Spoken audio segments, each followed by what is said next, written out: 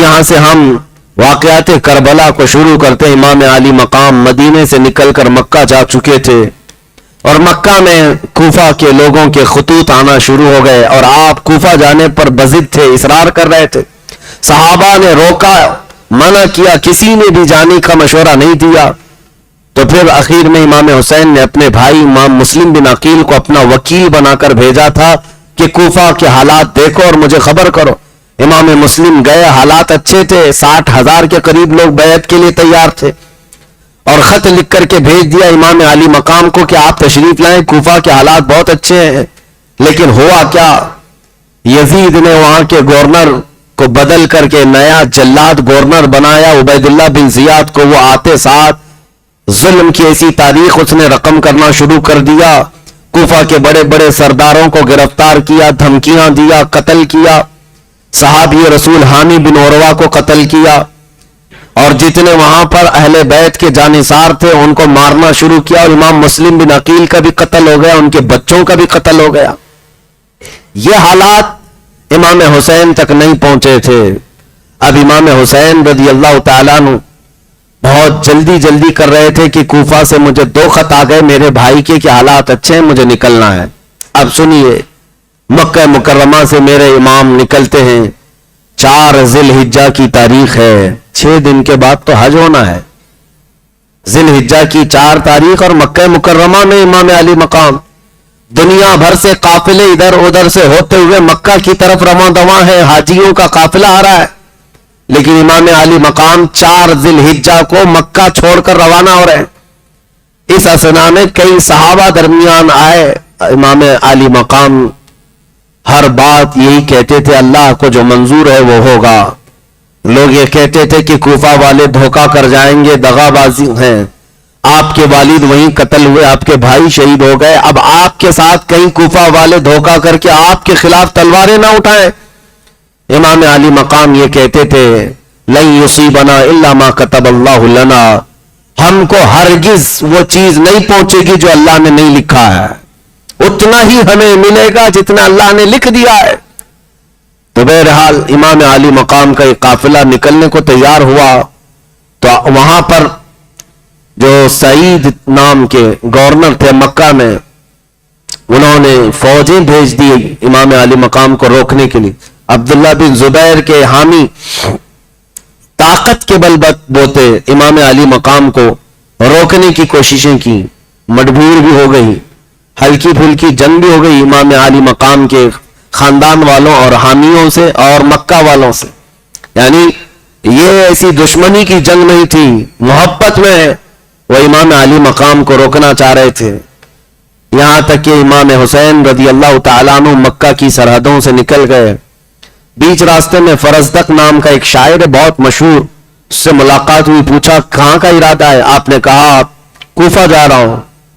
اس نے اس وقت جو اشعار عربی میں کہے تھے وہ آج تک محفوظ ہیں۔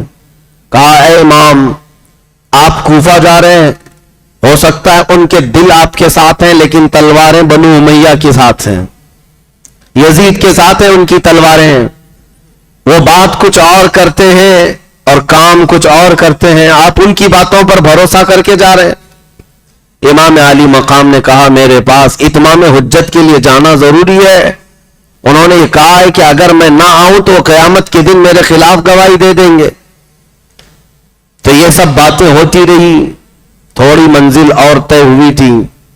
میں یہ بھی بتا دوں امام علی مقام کے اس قافلے میں کتنے لوگ تھے، تقریباً یہ 82 لوگوں کا قافلہ بنا تھا، 82، جس میں حضرت علی کرم اللہ وجہہ الکریم کے شہزادے یعنی امام حسین کے جو بھائی حضرت علی کی دوسری بیویوں سے جو تھے وہ سب اس میں موجود تھے، عبداللہ بن علی، ابو بکر بن علی، عمر بن علی، زید بن علی رضی اللہ تعالیٰ عنہم، اور امام مسلم بن عقیل کے 2 بیٹے تو شہید ہو گئے تھے، 3 بیٹے امام حسین کے ساتھ اور تھے۔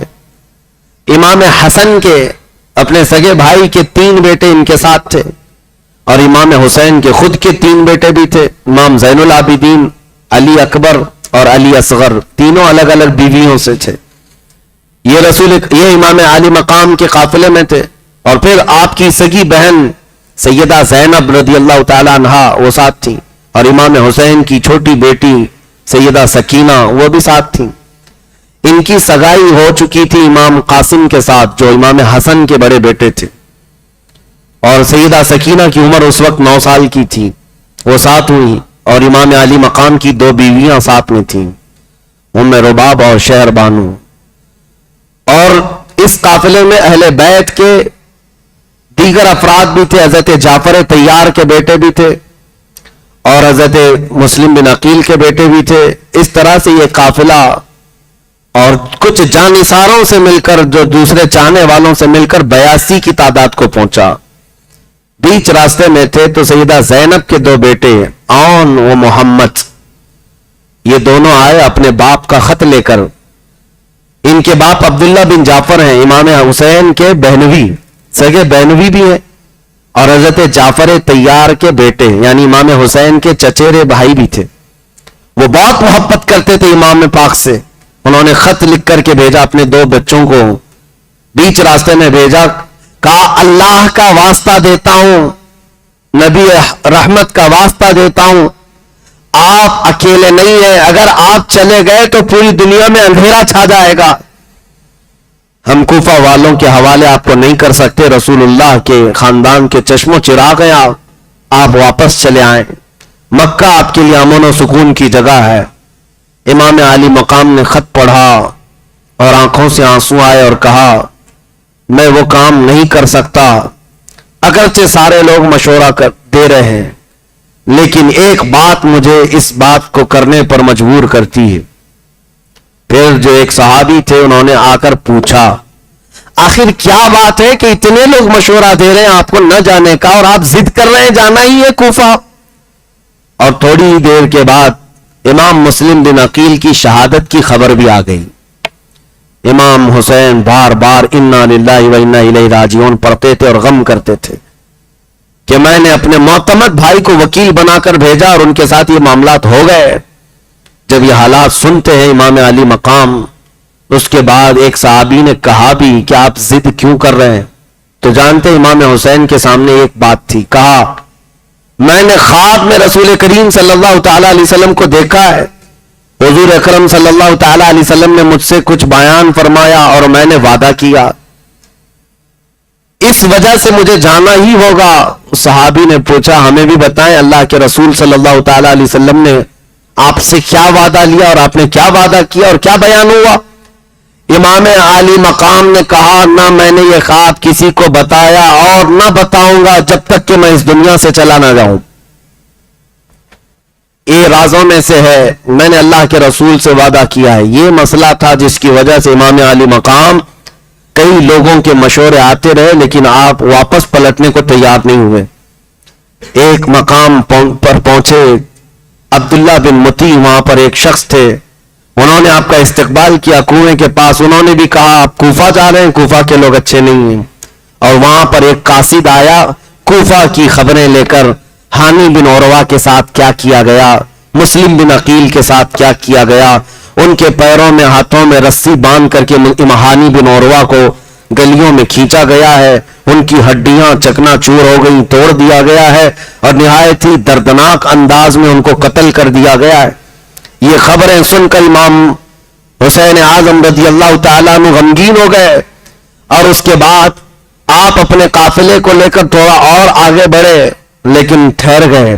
پھر قافلے کے اندر رات کا وقت تھا, اپنے خاندان والوں کو سمیٹ کر کے خطبہ دیتے ہیں اور کہتے ہیں اے لوگوں کوفہ سے ایک بری خبر آ چکی ہے, اے میرے خاندان والوں اس خبر کو سن لو. آپ نے کہا میرے معتمد وکیل اور میرے معتمد بھائی مسلم کو کوفہ والوں نے شہید کر دیا. ابن زیاد گورنر بن کر وہاں آیا اور کوفہ والوں کے دل بدل گئے, انہوں نے ان کے بچوں کو بھی شہید کیا ہے, صحابی رسول کو بھی شہید کیا ہے. لہٰذا میں تمہیں اختیار دیتا ہوں کہ آپ یہاں سے جو پلٹنا چاہے وہ پلٹ جائے, جو جانا چاہے وہ چلا جائے, اس لیے کہ اب ہمارے لیے کوفہ کی سرزمین بھی ہماری پناہ گاہ نہیں رہی. یہ سن کر کے کچھ عرب کے قافلے یا عرب کے لوگ جو ساتھ ہوئے تھے وہ ایک کے بعد دیگرے چھٹتے چلے گئے, نکل گئے, اور یہ قافلہ جانثاروں کا وہی باقی رہ گیا جو مدینے سے چلا تھا. اس میں جو اہل بیت نبوت کے افراد تھے وہ کھڑے ہو کر کے کہتے ہیں، امام مسلم بن عقیل جن کی شہادت ہوئی ہے، ان کے 3 بیٹے اور بھی تھے امام حسین کے ساتھ، کھڑے ہو کر کہتے ہیں اب جب ہمارے باپ کا انتقال ہو ہی گیا ہے تو ہم اس وقت تک واپس نہیں پلٹیں گے جب تک ہمارے باپ کا بدلہ نہ لے لیں یا قصاص نہ لے لے، یا پھر ہم بھی قتل ہو کر شہید ہو کر اپنے والد محترم کے پاس نہ پہنچ جائیں۔ امام علی مقام سے دوسرے شہزادے کہتے ہیں آپ ہمیں پلٹنے کی بات کر رہے ہیں اور آپ کو ہم اس طرح تنہا چھوڑ کر کے جا سکتے ہیں؟ آپ کے بعد زندگی کا کوئی مزہ ہی نہیں ہے، آپ کے بعد زندگی جینے کا کوئی معنی ہی نہیں ہے۔ امام حسین کی بات پر ایک شہزادہ یا خاندان کا ایک فرد بھی ٹس سے مس نہیں ہوا، یہ قافلہ چل پڑا، امام علی مقام چلتے رہے۔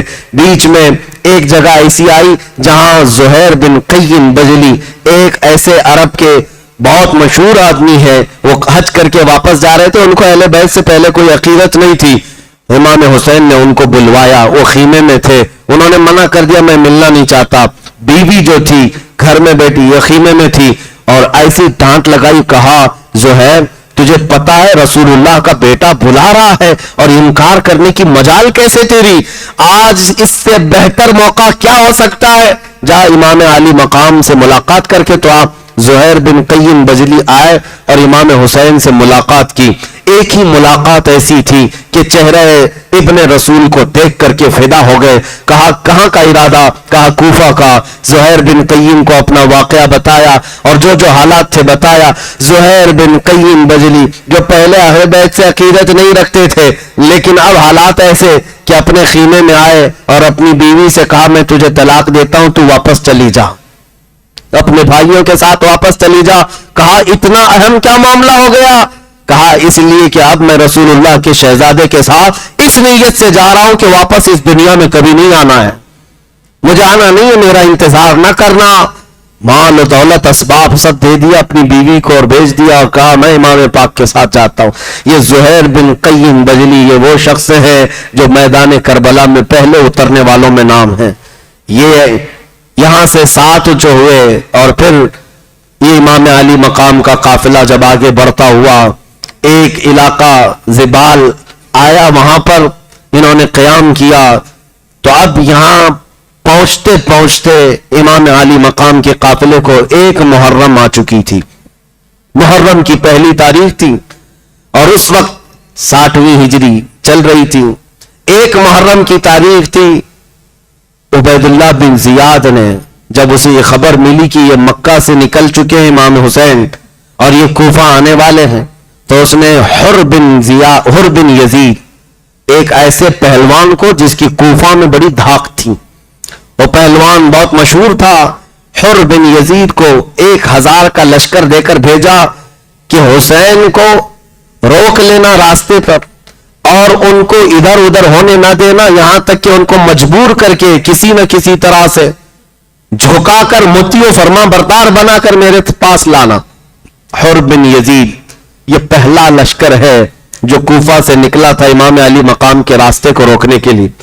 1000 کا لشکر لے کر کے وہ آیا اور جیسے امام علی مقام کے پاس پہنچا تو امام حسین نے دیکھ کر سمجھ لیا کہ اب حالات بدل چکے، یہ وہ لوگ ہیں جو خط لکھ لکھ کر کے مجھے بلائے تھے اور وہ لوگ اس فوج میں آج سامنے آئے ہوئے۔ آتے ساتھ حر بن یزید سے پوچھا کیا بات ہے، کس بات کا پیغام لے کر آئے ہو؟ کہا سنا ہے آپ نے بغاوت کی ہے خلافت حقہ کے خلاف اور آپ کو گورنر کوفہ عبید اللہ بن زیاد کی طرف سے یہ پیغام سناتا ہوں کہ آپ اس طرح سے بغاوت کا پیغام لے کر علم لے کر نہیں چل سکتے، آپ کو میں مجبور کر کے مطیع و فرما بردار کر کے لے کے جاؤں گا۔ امام حسین نے اس سے بات کی، کہا حر بن یزید تیری ماں تجھ پر روئے، کیا تو یہ سوچتا ہے کہ رسول اللہ کا نواسا ایک فاسق و فاجر شخص کے سامنے مطیع و فرما بردار ہوگا؟ مرد حق باطل کے آگے مات کھا سکتا نہیں، سر کٹا سکتا ہے لیکن سر جھکا سکتا نہیں۔ حر بن یزید سے کہا تو جواب میں حر بن یزید نے کہا اے حسین، عرب کا کوئی دوسرا آدمی مجھے یہ کہا ہوتا کہ تیری ماں تجھ پہ روئے تو میں اس کو پلٹ کر کے جواب دیتا، لیکن مجھے آپ کی ماں کی حرمت پاتا ہے. میں آپ سے یہ بات نہیں کہہ سکتا کہ آپ کی ماں پر روئے. میں ادب کرتا ہوں، آپ کی ماں رسول اللہ کی بیٹی ہے. اتنی تو عقیدت حر بن یزید کے دل میں تھی. امام حسین سے کہا کہ آپ کیوں نکلے ہیں اور کیا چاہتے ہیں؟ امام حسین نے کہا پہلی بات تو یہ ہے کہ نہ میں خود اپنی مرضی سے آیا، بلکہ تم کوفہ کے 12,000 کے قریب لوگوں نے خط لکھ کر کے مجھے بلایا، اور کئی مرتبہ قافلے آئے ہیں مکہ دعوت دینے کے لیے. حر بن یزید نے کہا ہم ان میں سے نہیں ہیں جنہوں نے آپ کو دعوت دی تھی. امام حسین نے وہ خطوں کا تھیلا نکالا جس میں پورے خطوط تھے، اونڈیل دیا اور کہا یہ خط دیکھو، یہ خط دیکھو، یہ خط دیکھو، اس میں لوگوں کی مہریں ہیں، دستخطیں ہیں. حر بن یزید نے سب خط دیکھے اور اس کے بعد کہا یہ اور لوگ ہیں جنہوں نے آپ کو بلایا، ان میں سے ہم نہیں ہیں، ہم نہیں ہیں. حالانکہ اس کی فوج میں کئی لوگ تھے جن کی دستخطیں موجود تھی. امام حسین ان کو پکار کر کے پوچھتے تھے، لیکن وہ سارے کمینہ خصلت لوگ اپنے سر جھکائے کھڑے تھے، بات نہیں کرنا چاہتے اور کہتے کہ ہم نے اس طرح سے آپ کو نہیں بلایا تھا، اس طرح سے نہیں بلایا تھا.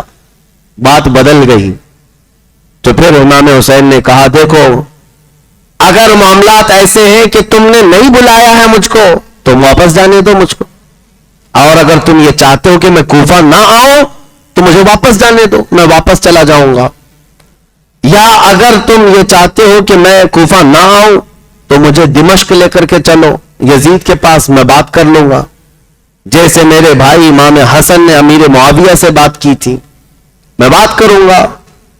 اور یہ بھی منظور نہیں ہے تو پھر مجھے کسی ساحل سمندر کی طرف بھیج دو، میں اپنی بقیہ زندگی وہاں گزار لوں.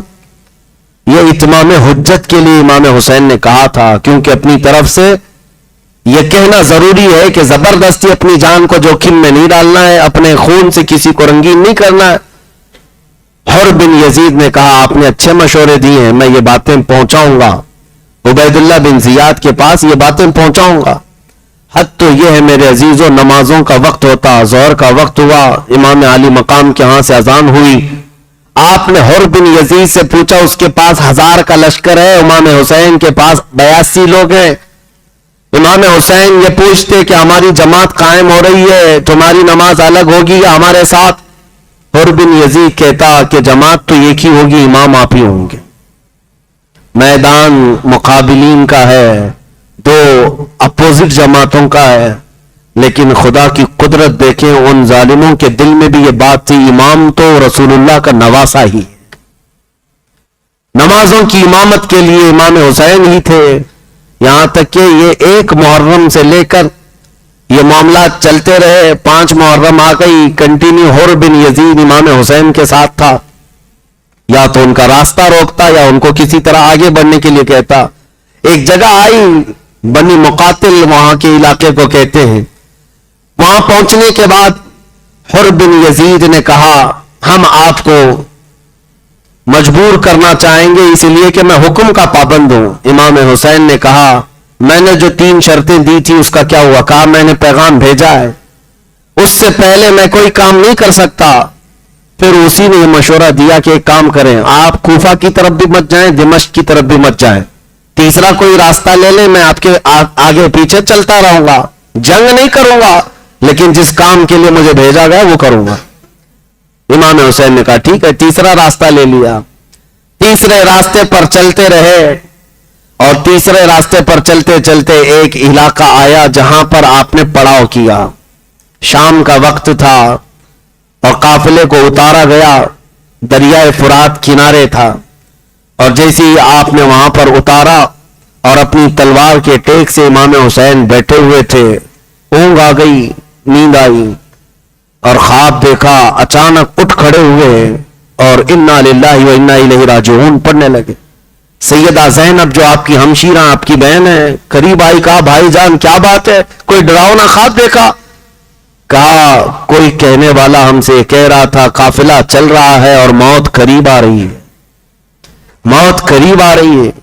یہ 7ویں محرم کا دن آ رہا تھا، 6ٹھی محرم ہو چکی تھی، 7ویں محرم آ رہی تھی، شام کا وقت تھا. آپ نے پوچھا اس علاقے کا نام کیا ہے؟ लोगों ने कहा इस जगह को करबला कहा जाता है।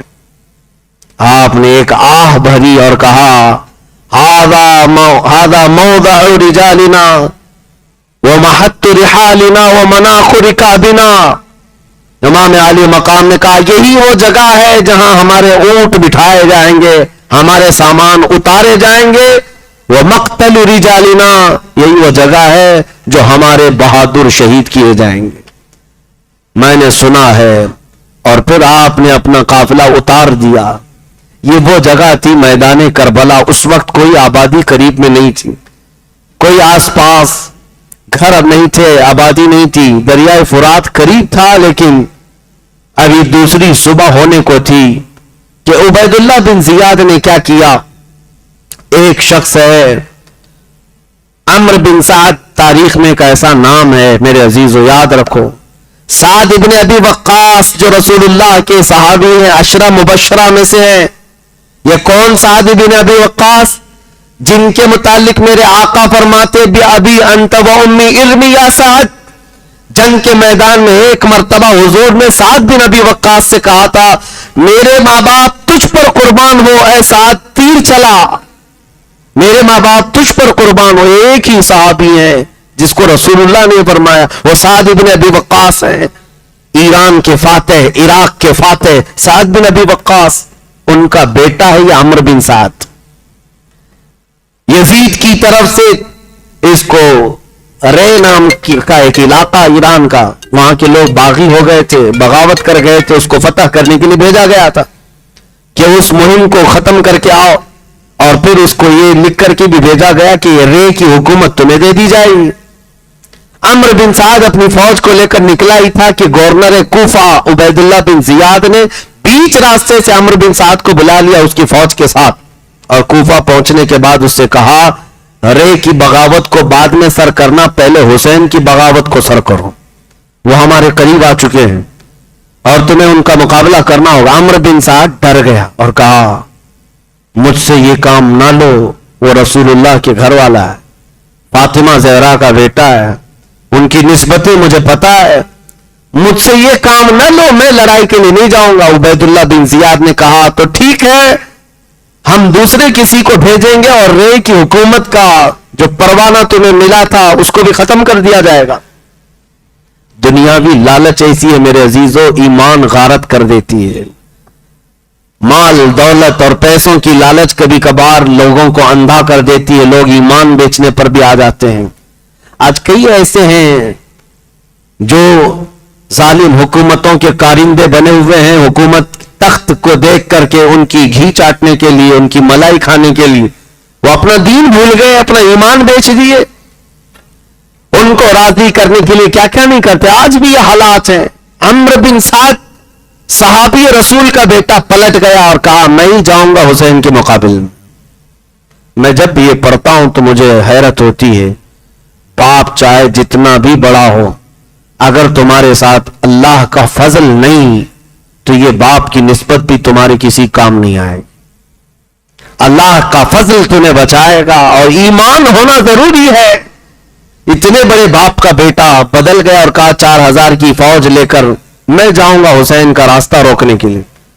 उबैदुल्लाह बिन जियाद ने शाबाशी दी, कहा जाओ। अम्र बिन साद को भेजा गया। 4000 का लश्कर लेकर अम्र बिन साद करबला के मैदान में उतरा। टोटल कितनी हो गई? 5000 की फौज। हैरत की बात है, 82 लोगों का रास्ता रोकने के लिए, वैसे देखा जाए तो 200-300 लोग भी काफी होते, डबल भेज देते। ये तो टोटल 5000 की फौज भेजी गई। 5000 लोग आए और उसके बाद अम्र बिन साद जैसी आया इमाम आली मकाम इमाम हुसैन से, चूंकि पहले से ताल्लुकात थे, जानता था, आते साथ मीटिंग शुरू कर दी। रात के वक्त इधर से 20 सवार, उधर से 20 सवार इमाम हुसैन की तरफ से एक मैदान में जमा हुए और फिर इन दोनों लोगों ने सवारियों को दूर किया, तन्हा बैठ गए दरियाए फुरात के किनारे। अम्र बिन साद ने पूछा आपकी क्या मंशा है, आप क्या चाहते क्या है? इमाम हुसैन ने वही 3 बातें रखी जो हुर बिन यजीद को बताया था। कहा मैं तो ये चाहता हूं कि मुझे वापस जाने दे दो, या तो फिर सीधे दिमश्क लेकर के चलो, तुम भी साथ चलना, हम बात करेंगे, یا تو پھر مجھے کسی ساحل کی طرف بھیج دو سمندر کے، میں اپنی زندگی گزار لوں۔ عمرو بن سعد جو کہ پہلے کی جنگیں دیکھا ہوا تھا، امیر معاویہ اور حیدر کرار کے درمیان معاملات ہوئے تھے اور صلح کے بعد ختم ہوئے، وہ خوش ہوا اور کہا معاملہ ٹھنڈا پڑ جائے گا، صلح ہو جائے گی، حسین قتل کی نیت سے نہیں آئے، جنگ کی نیت سے نہیں آئے، یا بھڑکانا نہیں چاہتے، فتنہ نہیں چاہتے ہیں، ان کی طرف سے جب یہ باتیں آئی ہیں تو اچھا ہی ہے۔ اس نے خط لکھ کر کے بھیجا عبید اللہ بن زیاد کو کہ اللہ کا بڑا شکر ہے کہ حسین ابن علی یہ صلح کی نیت رکھتے ہیں اور یہ قتل نہیں چاہتے، لوگوں کا خون بہانا نہیں چاہتے، انہوں نے 3 باتیں یہ رکھی ہیں، تم قبول کر لو تو جنگ سے ہم بھی بچ جائیں گے، وہ بھی بچ جائیں گے۔ عبید اللہ بن زیاد کے پاس یہ خط آیا اور گورنر ہاؤس میں بیٹھ کر جب وہ خط پڑھنے لگا اور درباری موجود تھے ان کے سامنے سنایا، اور ایک وقت عبید اللہ بن زیاد پر بھی ایسا آیا، اس نے کہا چلو یہ معاملہ سر ہو گیا، کیونکہ میرا معتمد خاص ہے عمرو بن سعد، اس کی بات پر مجھے بھروسہ ہے، وہ ہمارا وفادار ہے، اس نے اگر یہ بھیجا ہے تو بات سچی ہوگی، حسین لڑنا نہیں چاہتے، لہذا ہم اس جنگ کو سرد ہونے کے لیے چھوڑ دیں گے، ختم کر لیں گے۔ یہ بات ابھی چل رہی تھی، نہایت ہی ازلی بدبخت لعین زمانہ شمر ذل جوشن نام کا ایک شخص تھا، دربار میں بیٹھا ہوا اور کھڑا ہوا کہا امیر محترم عبید اللہ بن زیاد، اگر حسین کو وہاں سے لوٹنے دے دیا جائے تو ان کی فتح ہوگی اور آپ کی شکست مانی جائے گی، وہ عزت والے مانے جائیں گے اور آپ ذلیل مانے جائیں گے، اگر وہ چلے گئے تو اپنی باتوں پر قائم نہیں رہیں گے اور پورا عرب ان کے ہاتھوں پر آ جائے گا۔ آج تمہارے پاس وقت ہے، آپ نے عمرو بن سعد کو جو بھیجا ہے آپ اس کی بات پر بھروسہ کرتے ہیں، ہمیں تو یہ خبر ملی ہے رات رات بیٹھ کر کے وہ اکیلے حسین کے ساتھ دریائے فرات کے کنارے باتیں کرتا رہتا ہے، اس کی غالباً دوستی ہو گئی ہوگی، اسی لیے اس نے ایسا خط بھیجا ہے۔ پورا مائنڈ چینج کر دیا عبید اللہ بن زیاد کا۔ اسی لیے چمچے جو بڑا کام کرتے ہیں، ہمیشہ بڑے بڑے امیروں کا، بڑے بڑے سرداروں کا، حاکموں کا دماغ بدلنے کے لیے جو پالے ہوئے چمچے ہوتے ہیں ان کا بڑا کردار ہوتا ہے۔ عبید اللہ بن زیاد کا سر پھر گیا، کہا یہ بالکل صحیح مشورہ دیتا ہے، حسین کے ساتھ اگر ان کی بات مان لی جائے تو پھر صلح ہو جائے گی، یعنی آیا ہے تم کو صلح کرنے نہیں بھیجا گیا، حسین کا سر کاٹ کر لانے بھیجا گیا ہے، تم یہاں کون سی باتیں کرنے آئے ہو؟ عمرو بن سعد نے گالی دی شمر ذل جوشن کو، کہا تجھ پر قیامت تک لعنت ہو، تو نے ٹھنڈی ہونے والی اس جنگ کو آگ میں بھڑکا دیا، ہم تو قتل نہیں چاہتے تھے، لگتا ہے تو نے ہی ابن زیاد کو یہ مشورہ دیا اور اس کو بھڑکایا اور یہ خط لکھنے پر مجبور کیا۔ شمر ذل جوشن نے کہا وہ سب باتیں بعد کی، فوج میرے حوالے کرتے ہو یا سپہ سالاری برقرار رکھنا چاہتے ہو؟ اگر سپہ سالاری برقرار رکھنا ہے تو میدان میں اترو، ورنہ میرے حوالے کرو اور بات واپس چلے جاؤ کوفہ۔ پھر بھی لالچ غالب آ گئی عمرو بن سعد پر، کہا نہیں، میں سپہ سالاری چھوڑ نہیں سکتا اور نہ کوفہ واپس جا سکتا ہوں، میں میدان میں ڈٹا رہوں گا اور سب سے پہلا تیر حسین کی طرف میں چلاؤں گا۔ صحابی رسول کا بیٹا، لالچ دنیا کی ایسی ہے، طمع حرص ایسی ہے میرے عزیزو، ایمان غارت کر جاتی ہے، برباد ہو گیا۔ اور اس کے بعد یہ کل ملا کر فوج کتنی ہوئی؟ 22,000 کی فوج ہو گئی، 22,000 کا اتنا بڑا لشکر، اور اس طرف نہتے امام علی مقام کے شہزادوں کے خلاف کھڑے ہیں۔ اور ہوا یہ تھا کہ عمرو بن سعد جیسی 4,000 کا لشکر لے کر 7ویں محرم کو آیا تھا، اس دن سے اس نے پورے دریائے فرات پر 500 آدمی کھڑا کر دیے تھے پہرے دار، کہ کسی حسین کے خیمے کے رہنے والے شخص کو فرات تک آنے نہ دیا جائے۔ 500 لوگ پہرا دے رہے تھے پورے فرات پر، اور خیمے حسین کی طرف پانی جانے نہیں دیا جا رہا تھا۔ 7 محرم سے ہی یہ پانی بند کر دیا گیا تھا خیمہ حسین کی طرف، اور اس قافلے میں بچا کچا جو کچھ بھی تھا وہ بھی کھانا ختم ہونے کو آ گیا۔ میرے عزیزو 22,000 کا لشکر جب آ گیا تو یہ 9ویں محرم کا دن تھا، 9ویں محرم کا دن تھا۔ امام علی مقام سید الشہداء شہید کربلا رضی اللہ تعالیٰ عنہ رات کے وقت اپنے خاندان والوں کو پھر جمع کرتے ہیں اور کہتے ہیں دیکھتے نہیں ہو ان کی طرف سے اس طرح کا لشکر جمع پر جمع ہوتا جا رہا ہے اور مجھے لگتا ہے یہ صرف میرے خون کے پیاسے ہیں.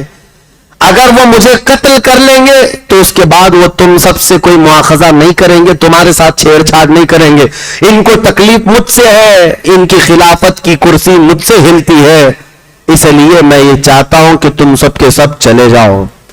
مسلم بن عقیل کے شہزادوں سے کہا تمہارے باپ شہید ہوئے کوفہ میں, تمہارے 2 بھائی شہید ہوئے, میں نہیں چاہتا کہ مزید جنگ میں تم اترو, تم واپس چلے جاؤ.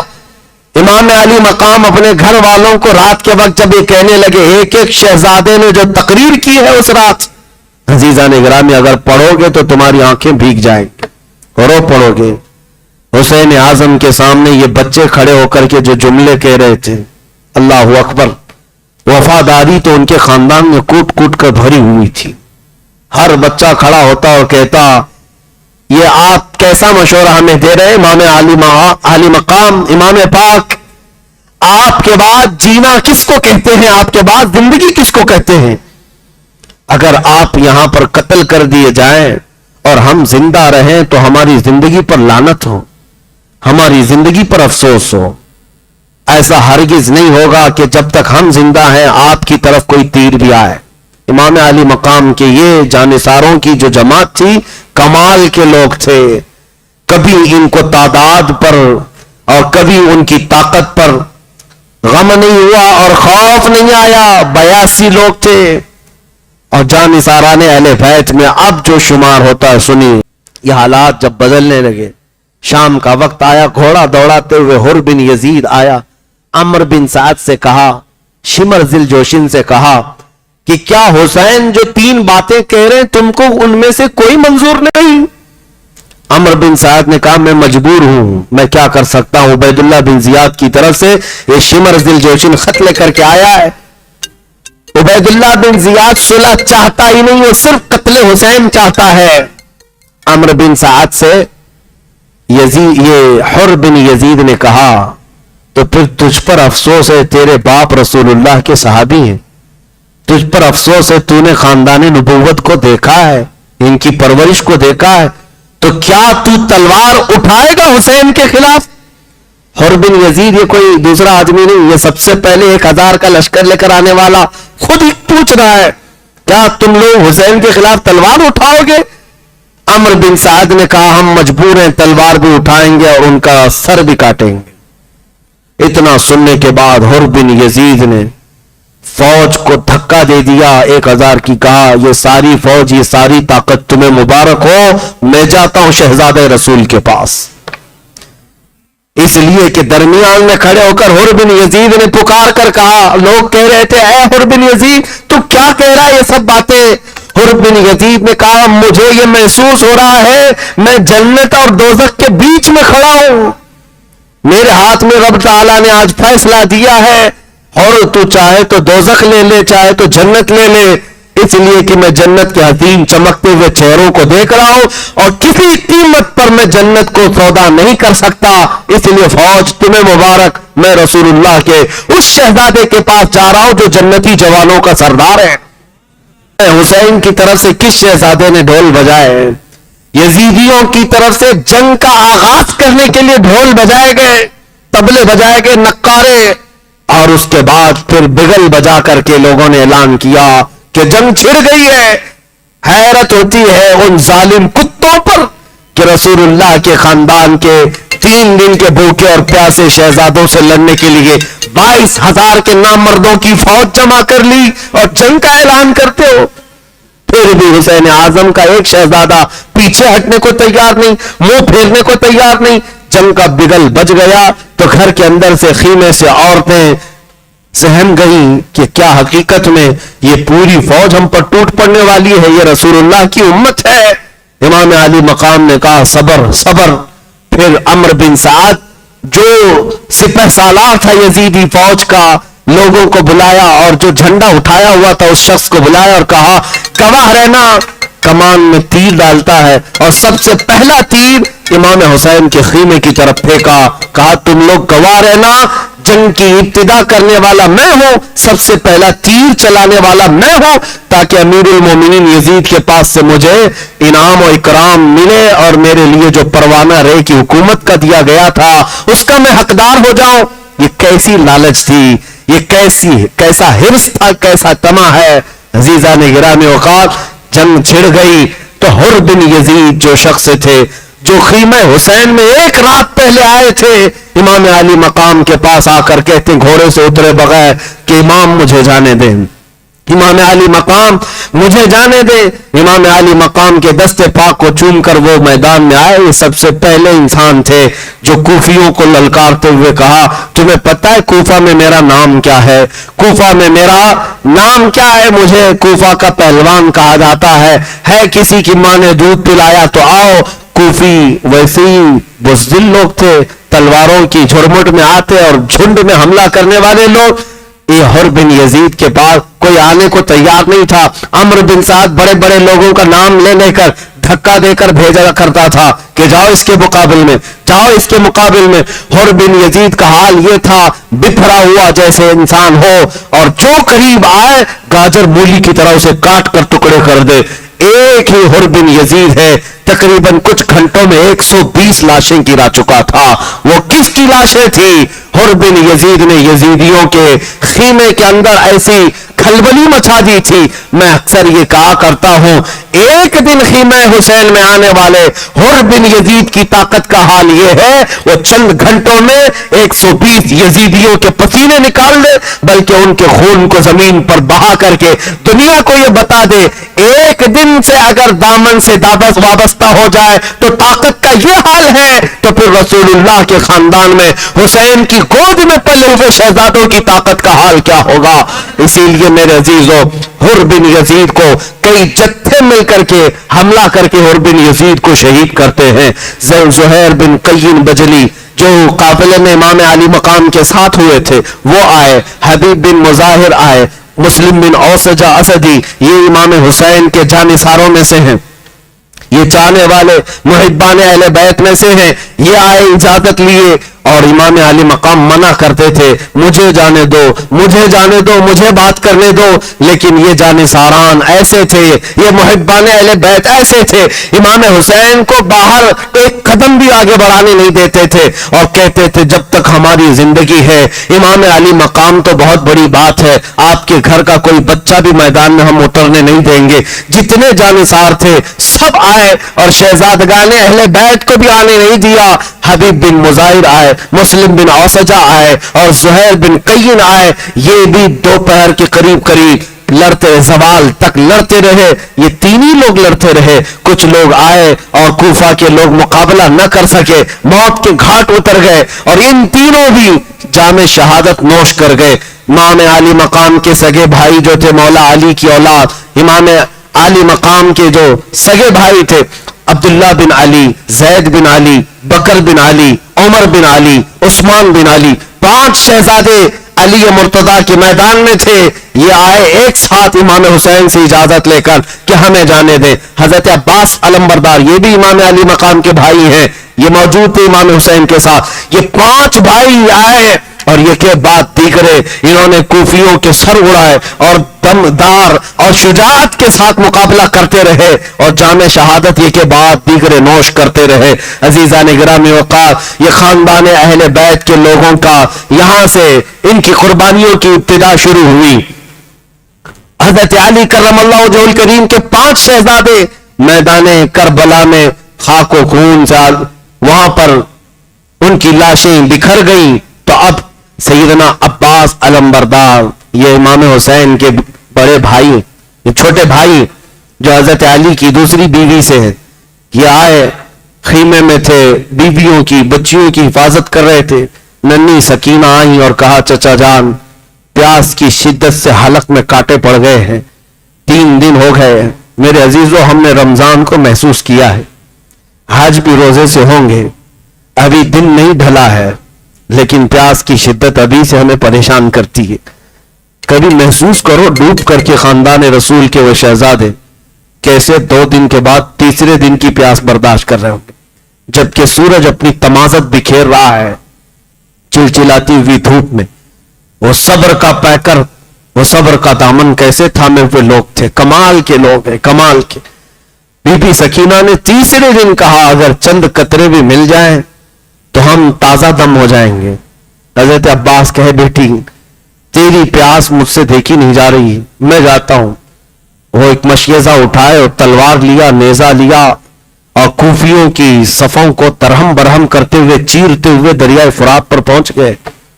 हजरत अब्बास जैसे ही वहां गए, कूफियों को मुकाबले की हिम्मत ना हो सकी, कोई आ ना सका, सबको उधेड़ते हुए चले गए। और कैसे नहीं हाशमी जवान है, जब मशकेजा भर लिया तो चुल्लू भर पानी उठाया दरियाए फुरात से और उठाकर पीने, क्योंकि खुद भी प्यासे थे, 3 दिन की प्यास थी। कहा पेट भरकर पी लूं और उसके बाद ये मशकेजा ले जाऊं। जैसी करीब किया दिल गवारा ना किया। कहा खीमे हुसैन में बच्चे प्यासे हैं और मैं यहां पानी पी लूं। मौला हुसैन भी प्यासे हैं और उनकी बच्चियां प्यासी हैं, औरतें प्यासे हैं। चुल्लू में जो पानी था फेंक दिया, मशकेजा लेकर निकल पड़े। अमर बिन साद ने ऐलान किया कि अगर यह अब्बास के हाथ से मशकेजा खीमे तक पहुंच गया तो लड़ाई मुश्किल हो जाएगी, ये जंग मुश्किल हो जाएगी। 22,000 के नामर्द फिर भी डरे हुए हैं, ये लड़ाई भारी पड़ जाएगी, इस मशकेजे को जाने ना दो। धोखे से एक कूफी आया और पीछे से हजरत अब्बास के कंधे पर तलवार से ऐसे वार की कि उनका हाथ कट गया। मशकेजा गिरा तो हजरत अब्बास दूसरे हाथ में मशकेजा डाल लेते हैं और तलवार भी उसी हाथ से चलाते हुए सफों को चीरते हुए आ रहे हैं। खीमा हुसैन नजर आ रहा है। कूफियों ने फिर जत्थे के साथ हमला किया, उनके दूसरे बाजू को काट दिया। दोनों हाथ मूंढों से अगर कट जाए और पानी का भरा हुआ मशकेजा गिरा हो, हिम्मत तो टूट जाना चाहिए, लेकिन उस अब्बास की जुर्रत को सलाम। दांतों में मशकेजा उठाया, मुंह से उठा लिया और कहा किसी तरह ये खीमे हुसैन तक पहुंच जाए, हाथ गए हैं तो जाने दो। उनको हाथों की परवाह नहीं थी। हमारी उंगली पर जख्म हो जाए तो हम मरहम पट्टी के लिए बेकरार हो जाते। कट गए बाजू, लेकिन मशकेजा दांतों में उठा लिया। जाने लगे तो कूफियों ने तीर मार मार करके मशकेजे को फोड़ दिया और मशकेजे का पानी जब बहने लगा तो अब्बास की आंखों से आंसू बहने लगे। बड़ी मेहनत से सकीना के लिए पानी लाया था और कहा कि खीमे हुसैन की तरफ जाने की अब हिम्मत नहीं होती। पूछेगी बच्ची फिर से कि चचा पानी लाए, मैं क्या कह सकता हूं। तो अब्बास अलम बरदार कहने लगे मौला इससे बेहतर है कि मैं खाली हाथ तेरे नबी के घराने की तरफ जाऊं, मुझे तो अपनी बारगाह में बुला ले। हजरत अब्बास अलम बरदार मशकेजा पानी का लाने के लिए निकले हुए थे। कूफियों के जत्थे ने ऐसा घेर लिया कि उनको नेजे मार मार करके जमीन पर लिटाया और उनकी गर्दन को अलग कर दिया, शहीद कर दिया। हजरत अब्बास जैसे ही शहीद हुए, दूर से इमाम आली मकाम देख रहे थे, दौड़ते हुए चले आए। कूफी हट गए थे, शहीद करते और हट जाते, अपने खीमे में चले जाते या अपनी फौज में जाकर मिल जाते।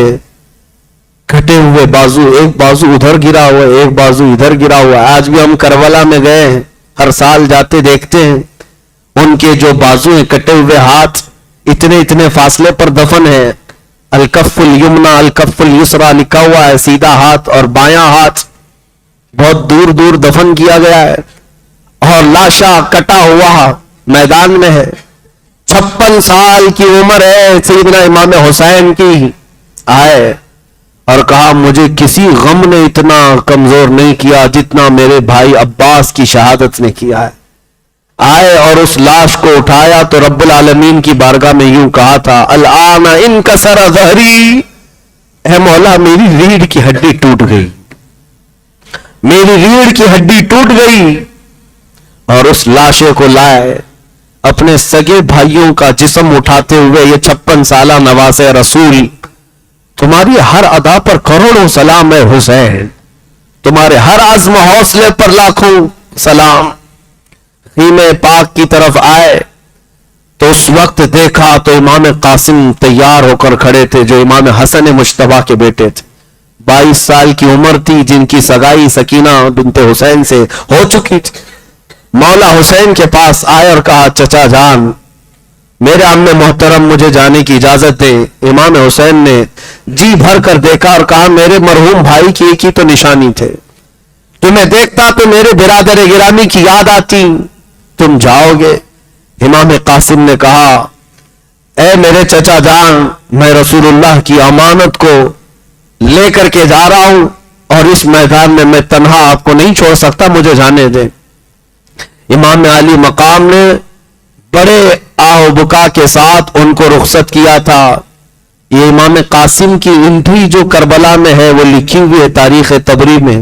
کہا ہے جیسے امام قاسم پہلی مرتبہ گھوڑا اچھالتے ہوئے کربلا کے میدان میں آئے تھے, اس وقت کوفیوں میں ہلچل ایسی مچی تھی.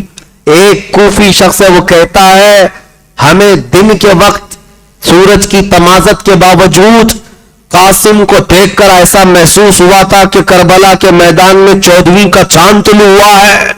چہرے پر وہ چمک تھی, رسول اللہ کی شباہت تھی. میرے آقا کا, خاندان اہل بیت کا یہ جوان ہاشمی شیر جیسی آیا, پکارا حل من مبارزین, کوئی ہے مقابل والا؟ تو کوئی آنے کو تیار نہیں تھا. تو حضرت امام قاسم نے کہا تم میں سے جو بڑا پہلوان ہے اس کو بھیجو.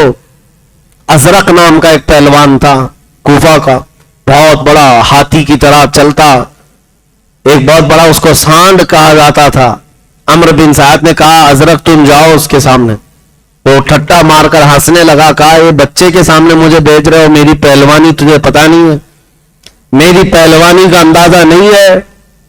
عمرو بن سعد نے کہا تیری پہلوانی بعد کی, وہ حیدر کرار کا پوتا ہے, فاتح خیبر کا پوتا ہے, تجھے پتا ہے, مقابل میں جا. کہا نہیں میرے 4 بیٹے ہیں, ان میں سے کسی ایک کو بھیجوں گا, ابھی اس کا سر کاٹ کر لائے گا. ازرق کے 4 بڑے بیٹے تھے اور چاروں پہلوان تھے. بڑے بیٹے کو بھیجا, امام قاسم کے پاس آیا. امام قاسم 3 دن کے پیاسے, لیکن تلوار ایسی چلتی تھی, ایسی تلوار چلائی کہ اس کا بڑا بیٹا ایک ہی وار میں ڈھیر ہو گیا. دوسرا آیا, دوسرے کو مونڈھوں سے ایسا مارا کہ وہ وہاں تڑپتا رہ گیا. تیسرا آیا, اس کو امام قاسم نے کاٹ دیا گاجر کی طرح. چوتھا آیا, اس کو بھی مار دیا. ازرق اب بفر گیا, میرے 4 بیٹے ایک کے بعد دیگرے ایسے کاٹ دیا جیسے سبزی کو کاٹا جاتا ہے. خود آیا اور اتنا ہاتھی کی طرح چنگاڑتا ہوا, دہاڑتا ہوا, پکارتا ہوا, کہا کہ تو نے میرے گھر کو ختم کر دیا, میں تیری اینٹ سے اینٹ بجا دوں گا, تجھے ختم کر دوں گا. امام قاسم نے کہا ازرق میں نے سنا ہے تو عرب کا بہت بڑا پہلوان ہے, شہ سوار ہے, لیکن تجھے تو گھوڑے کی زین باندھنی بھی نہیں آتی. یہ تو تیرے لیے عیب کی بات ہے, کسی فوجی کو یہ تانا دینا بہت بری بات تھی. امام قاسم نے اس ہیلے سے جیسے اس کو کہا, ازرق کو یہ بہت غصہ آیا اور وہ اپنی زین جو باندھی جاتی تھی گلے کے نیچے اس کو دیکھنے کے لیے جھکا, تو امام قاسم نے ایک ہی وار میں اس کی گردن کاٹ دی. کوفیوں میں اتنا خوف مچ گیا کہ اتنے بڑے پہلوان اور اس کے بیٹوں کو ایک ساتھ اس نے جہنم بھیج دیا. یہ ہاشمی جوان لڑتا رہا تو عمرو بن سعد نے پکار کر کہا اس لڑکے کے مقابل میں اکیلے جاتے رہو گے, یہ شام تک پورے لوگوں کو کاٹ کر رکھ دے گا, لہذا اس پر حملہ کرو. سارے لوگ تیروں سے, ہر جگہ سے لوگ مقابل میں آ گئے. ایک امام قاسم پر اس نے 300 کتوں کو چھوڑا. 300 کتے کبھی ادھر سے نوچتے کبھی ادھر سے نوچتے. تنہا علی کا لال ہزاروں میں گر گیا, وہ فاطمہ کا لاڈلا ہزاروں میں گر گیا. اور اس کے بعد امام قاسم کو ان 300 کے جتھے نے گھوڑے سے پکڑ کر گرایا اور ان کی گردن پاک کو جسم سے الگ کر دیا. یہ امام حسن کے بڑے بیٹے سے شہادت ہوئی. اس کے بعد امام علی مقام کے بڑے بیٹے علی اکبر آئے. حضرت علی اکبر امام علی مقام کے بہت چہیتے بیٹے, ان کے چہرے میں رسول اللہ صلی اللہ تعالی علیہ وسلم کی خوبصورتی تھی. عرب کہتے تھے شباہت تھی, ہم شبیہ رسول ان کو کہا جاتا ہے, علی اکبر کو. یہ مولا حسین کے پاس آئے, ان کی عمر تو 19 سال کی تھی. 19 سال کا جوان آیا, کس انداز سے رخصت کیا ہوگا اپنے بیٹوں کو امام حسین نے. حضرت علی اکبر کو خود گھوڑے پر سوار کرتے ہیں اور بیویوں سے کہتے ہیں اسے جانے دو. حضرت علی اکبر آئے امام زین العابدین کے پاس جو بیمار تھے, امام حسین کے ایک بیٹے جو میدان میں بیمار تھے, اور ان کو پکڑ کر رونے لگے. امام زین العابدین نے کہا بھائی رو کیوں رہے ہو, کوئی بھی ہمارا جانے والا رو کر نہیں گیا ہے, تم کیوں رو رہے ہو؟ کہا میں ان کوفیوں سے ڈر کر نہیں رو رہا ہوں, بلکہ اس لیے رو رہا ہوں کہ میرے بعد زین العابدین تم بیمار ہو, کہیں ان ظالموں کے سامنے تمہیں ہتکڑیاں ڈال کر لے جا کر کھڑا نہ کر دیا جائے. وہ منظر میری نظروں میں ہے, اس لیے رو رہا ہوں کہ میرے بعد کتے تمہارے ساتھ کیا کر لیں. امام زین العابدین نے کہا میں رسول اللہ کی امانتیں رکھتا ہوں, صبر کروں گا. حضرت علی اکبر گھوڑے پر سوار ہو کر کے آئے. تاریخ میں اتنے نام ہیں کہ ہمیں یاد نہیں رہ جاتے ہیں, اتنے نام کوفیوں کے لکھے ہوئے. بڑے بڑے لوگ علی اکبر کے مقابل میں آئے تھے کوفہ کے, وہ لوگ بھی آئے تھے جنہوں نے ان کے باپ کو خط لکھ کر بلایا تھا. حضرت علی اکبر کا جوش ایسا تھا, مارتے تھے, صفوں میں جاتے تھے اور پھر گھوڑا دوڑاتے ہوئے واپس آتے تھے امام حسین کی طرف. یوں کوفیوں کے درمیان صفوں کو چیرتے ہوئے جاتے اور پھر واپس آتے تھے. بار بار آتے تھے تو کیوں آتے تھے؟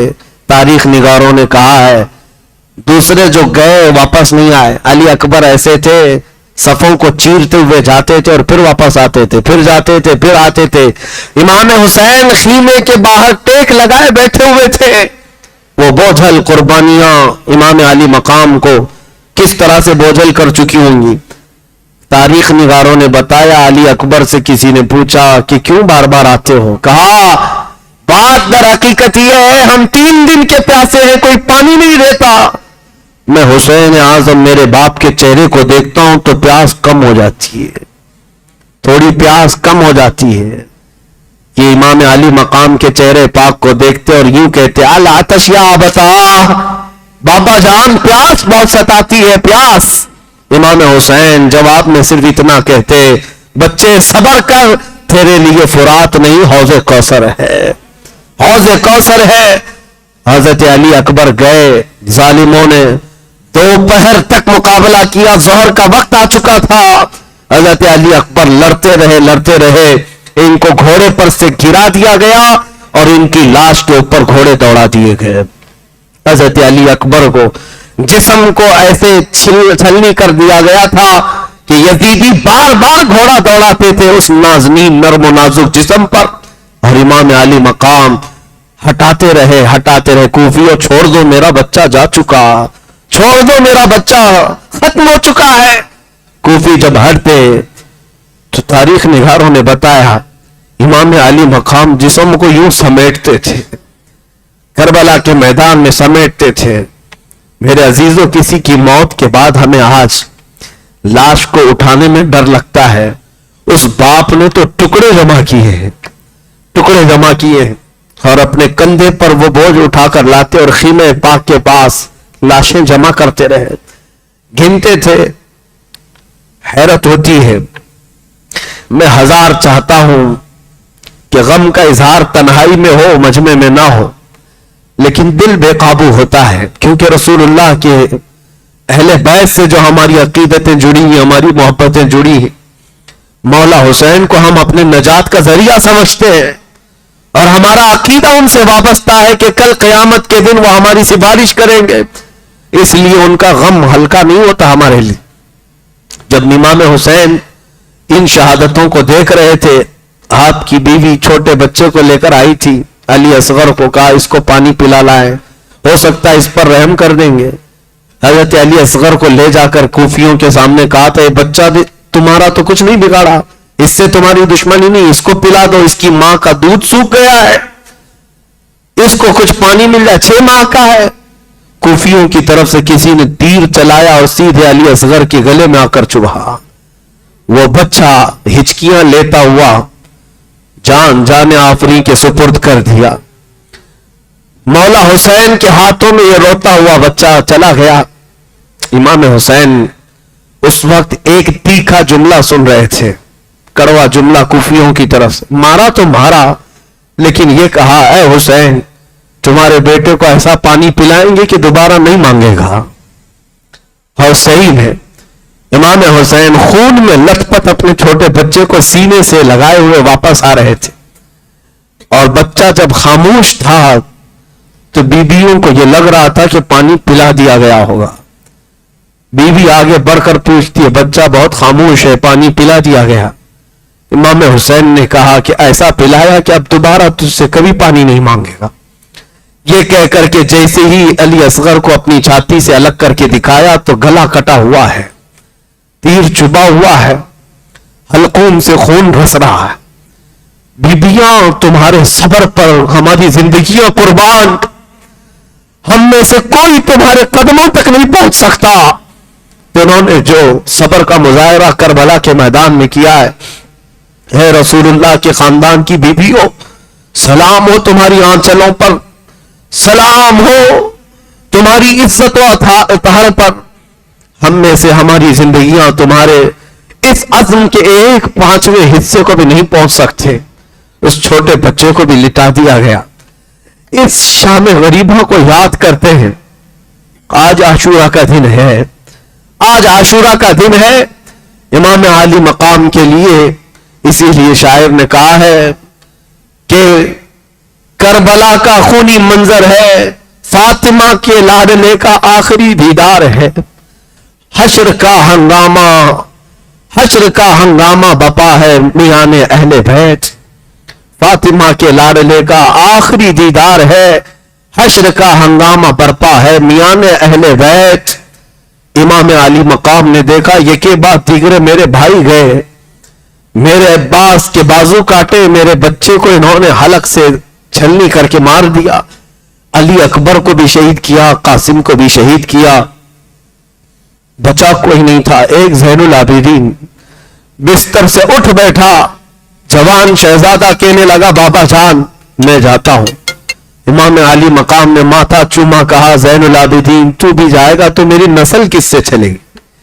تجھے زندہ رہنا ہے، اور اگر میرے موت کے بعد بتا ان بیبیوں کو کون دیکھے گا؟ میرے گھر تو ابھی کوئی مرد بچا نہیں، کون جوان ہے جو ان کا سہارا ہوگا؟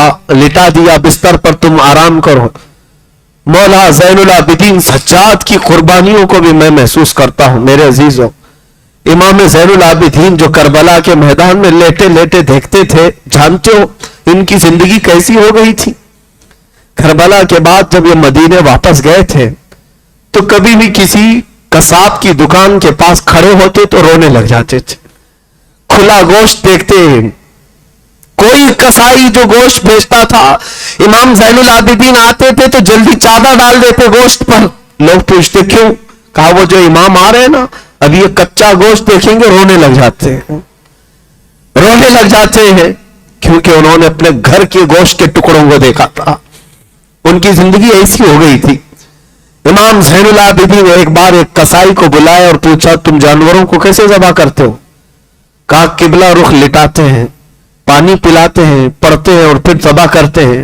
چیخ ماری اور کہا دنیا والے جانوروں کو پانی پلا کر ذبح کرتے ہیں، میرے باپ کو کوفیوں نے 3 دن کی پیاس کے بعد ذبح کیا تھا، میرے گھر والوں کو 3 دن کی پیاس کے بعد ذبح کیا تھا. ہر قربان ہونے والا جانور پانی پی کر کے ذبح ہوتا ہے. رسول اللہ کے گھر کا شہزادہ بغیر پانی پیے دنیا سے گئے. امام زین العابدین کی زندگی کا حال تھا. عزیزان گرامی وقار، غم ان کا حق تھا. کئی مرتبہ مدینے والے ان کے پاس آتے اور ان کو ہنسانے کے لیے کوئی باتیں کہتے ہیں، آپ ہنستے نہیں. زندگی بھر کسی نے آپ کو ہنستے ہوئے نہیں دیکھا. لوگ کہتے غم ہو گیا، کبھی تو مسکرائیں. امام زین العابدین کہتے تم اس سے ہنسنے کی امید رکھتے ہو جس کے سامنے اس کے باپ کے ٹکڑے ہیں، اس کے بھائی کے ٹکڑے ہیں، اس کے گھر کی عورتیں بے آبرو ہو گئی، تم اس کے ہنسنے کی امید رکھتے ہو. لوگوں خیر کرو، شکر کرو کہ آنسو نکلتے ہیں، یہاں تو خون نکلنا چاہیے. یقیناً ان کے گھر پر جو حالات آئے، میں سمجھتا ہوں دنیا میں کسی اور کے پاس ہوتے تو اتنا بڑا امتحان نہیں دے سکتا تھا، اتنا بڑا امتحان نہیں دے سکتا تھا. امام حسین عظیم، اس قائد کو لاکھوں سلام. اب اس میدان کربلا میں बीवियों के सामने आए।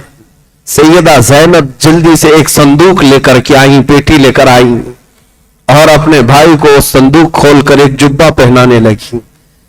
वो रसूल करीम सल्लल्लाहु ताला अलैहि वसल्लम का जुब्बा मुबारक था। इमाम हुसैन ने कहा, मेरी बहन, मेरी हमशीरा, आज तो क्यों पहना रही है?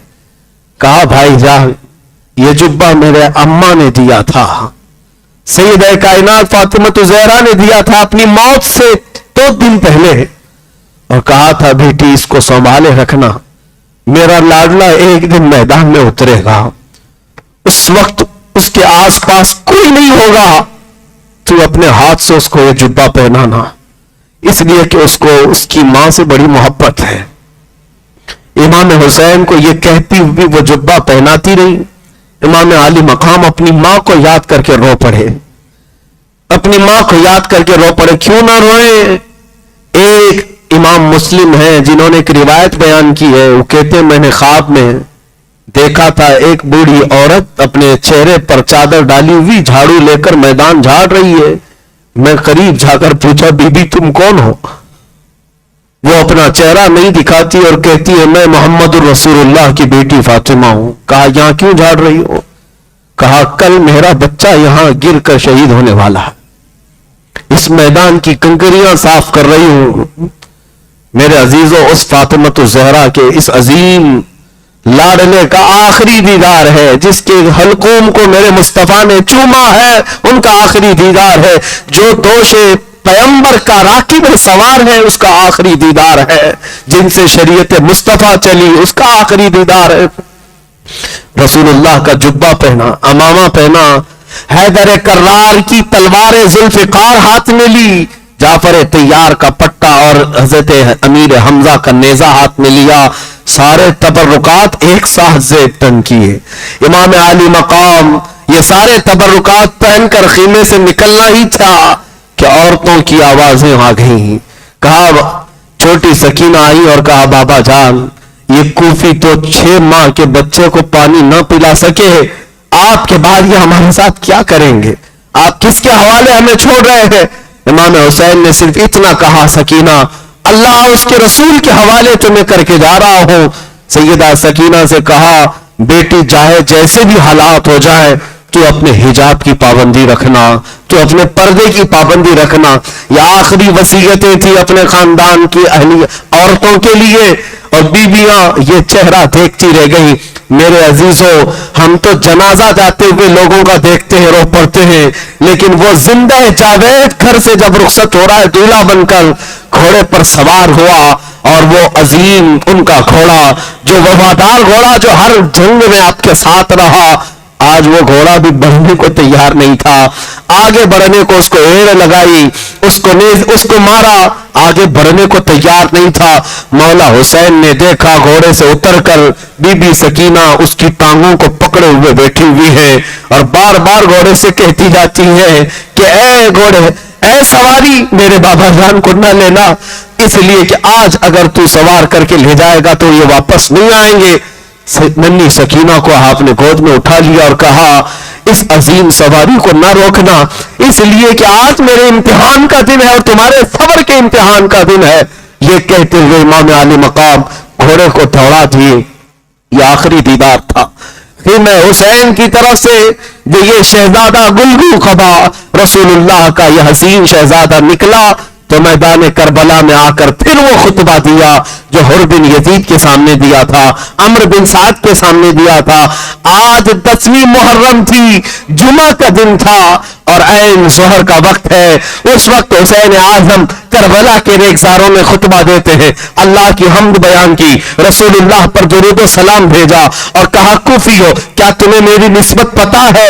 मैं उस फातिमा का बेटा हूं जो रसूलुल्लाह के जिस्म का टुकड़ा है। क्या तुमने मेरे मुतालिक नहीं सुना? मेरे आका ने फरमाया, अल हसन वल हुसैन सय्यदा शबाब अहलिल जन्नह।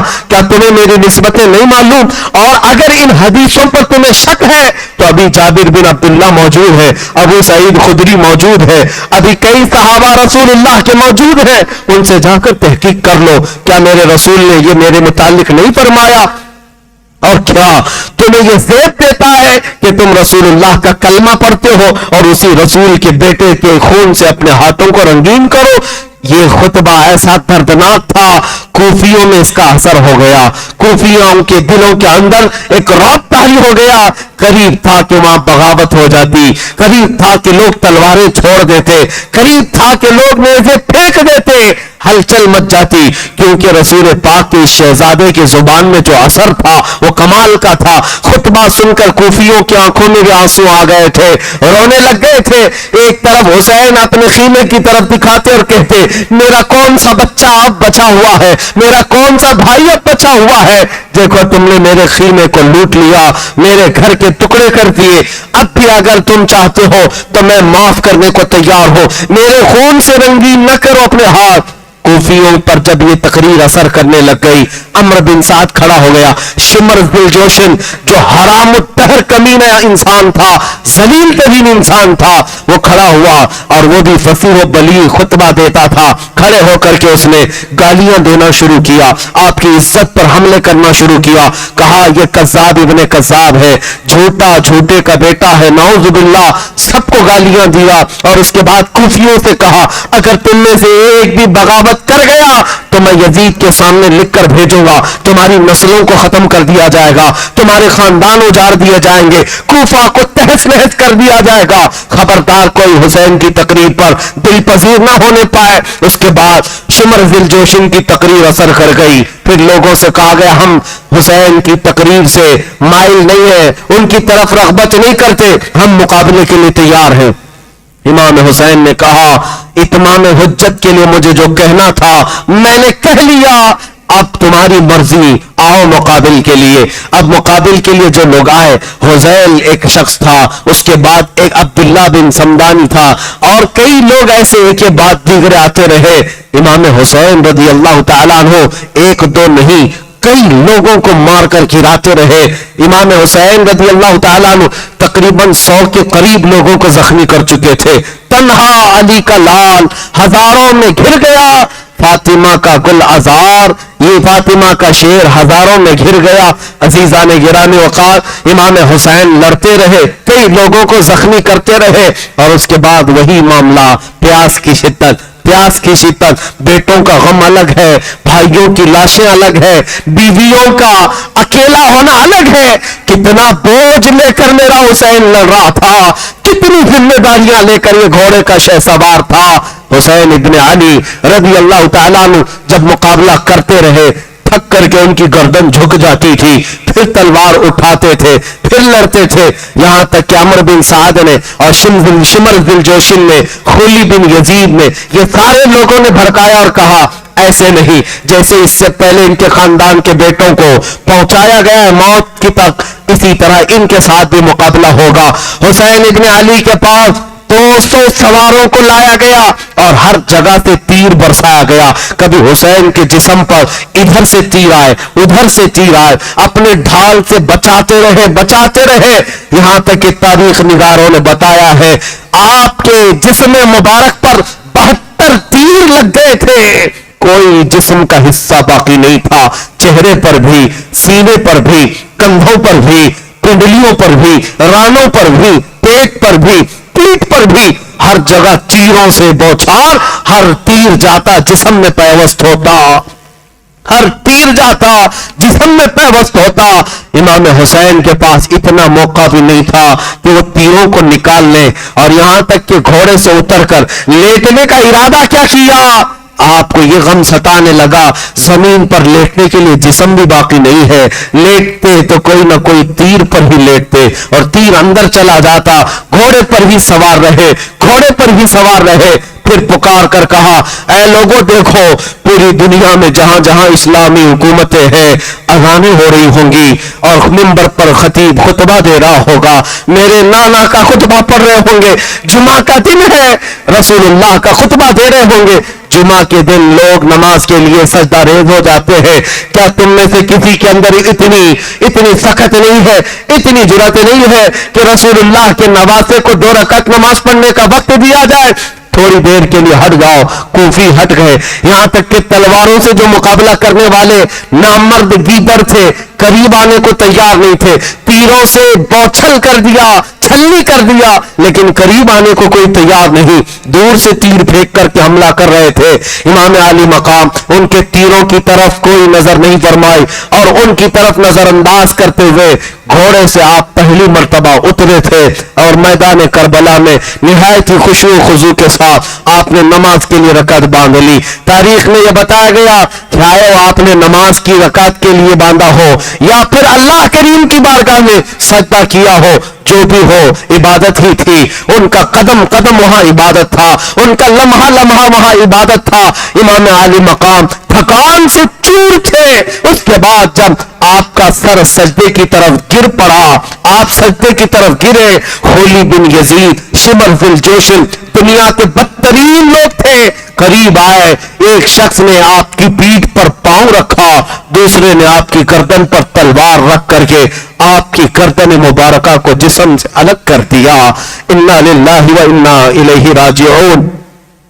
کتنے بکھرے ہوئے ہیں مدینے کے پھول, کربلا تیری قسمت پہ لاکھوں سلام. فاطمہ کے لاڈلے کا آخری دیدار ہے, حشر کا ہنگامہ برپا ہے. میاں نے اہل بیت تنہا علی کا لال خاروں میں گر گیا, فاطمہ کا لاڈلا ہزاروں میں گر گیا. حسین ابن علی کی شہادت ہوئی, لوگوں میں آوازیں بلند ہو گئی, طبل بجنے لگ گئے, نقارے بجنے لگ گئے, جھنڈے اٹھا دیے گئے اور اس کے بعد جشن کا ماحول تھا. ادھر سے بیبیاں یہ کہتی رہ گئی, سکینہ کہتی رہ گئی بابا کو ہم آخری مرتبہ ایک ہی بار دیکھ سکے. اب اس کے بعد میدان کربلا کی حالت یہ تھی, حسین صبح سے لاشیں اٹھا رہے تھے. حسین کی لاش اٹھانے والا کوئی جوان نہیں تھا, وہ لاش مبارکہ وہیں پڑی رہ گئی اور جسم اقدس کربلا کے میدان میں ویسی رہ گیا. کوفی یزیدی اتنی بھی اپنے اندر اخلاقی جرأت نہیں رکھتے تھے کہ لاش کو اٹھا کر کے رکھ دیا جائے.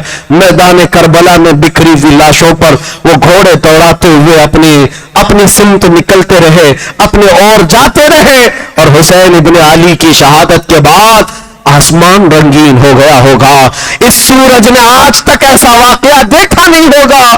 زمین خون بہا چکی ہوگی اور پھر کربلا کے میدان سے یہ پیغام رہتی دنیا تک پہنچایا جائے گا کہ ظالم کتوں نے حملہ کر کے میرے نبی کے گھرانے کو کاٹ تو دیا, لیکن اے کتوں بتاؤ تمہارے یزید نام کا کوئی بچہ بھی دنیا میں ملتا ہو تو لا کر کھڑا کرو, لیکن نہ لا سکو گے نہ یزید کی ضروریت, نہ اس کی اولاد, نہ اس کا نام. ہاں اگر گلی کوچے میں کہیں پر بھی جاؤ گے تو حسین نام کا ہر بچہ ہمارے محلے میں نظر آئے گا.